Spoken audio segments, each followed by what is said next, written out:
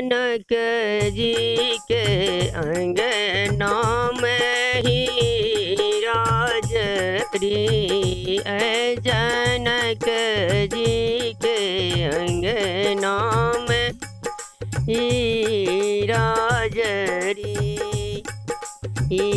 राजरी आहे मोती झरी, राजरी आहे मोती झरी, जनक जी के अंगना मही राजरी।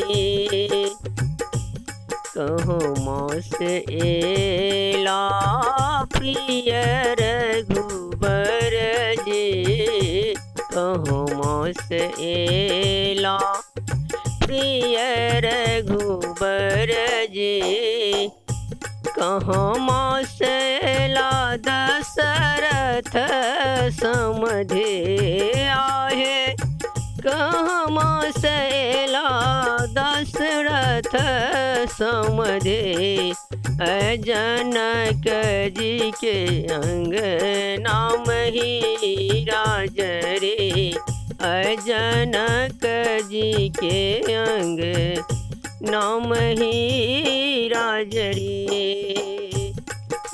राजरी आहे मोती झरी, जनक जी के अंगना मही राजरी। अयोध्या से लखीन प्रिय रघुबर जी, अयोध्या से ला प्रिय रघुबर जी, अयोध्या से ला दशरथ समधे आहे, अयोध्या से ला दशरथ समधे, जनक जी के अंगना मही राजरी, जनक जी के अंगना मही राजरी। कथिए चढ़ल आवे प्रिय रघुबर जी, कथिए चढ़ल आवे प्रिय रघुबर जी, कथिए चढ़ल एता दशरथ समधे आहे, कथिए चढ़ल दशरथ समधे, जनक जी के अंगना मही राजरी, जनक जी के अंगना मही राजरी, राजरी आहे मोती झरी, जनक जी के अंगना मही राजरी।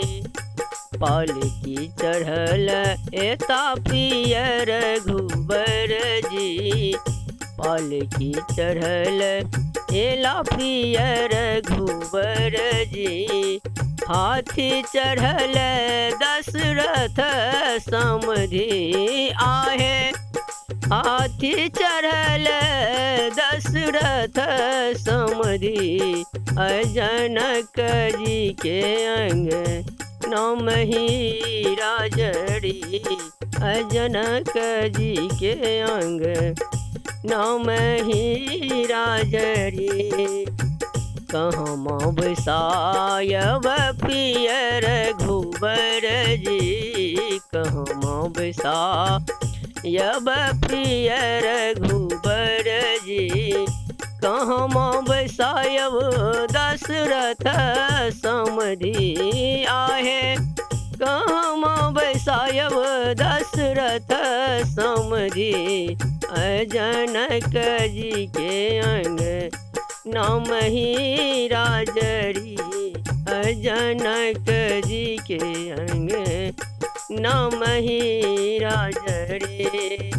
मरबा बसायब प्रिय रघुबर जी, मरबा बसायब प्रिय रघुबर जी। दुअरे बसायब दशरथ समधि आहे।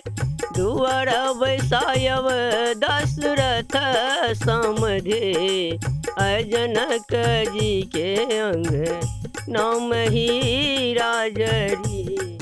जनक जी के अंग नाम ही राजरी।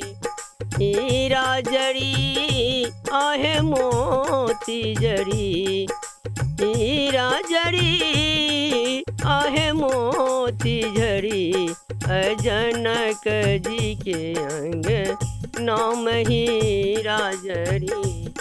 जनक जी के अंग नाम ही राजरी।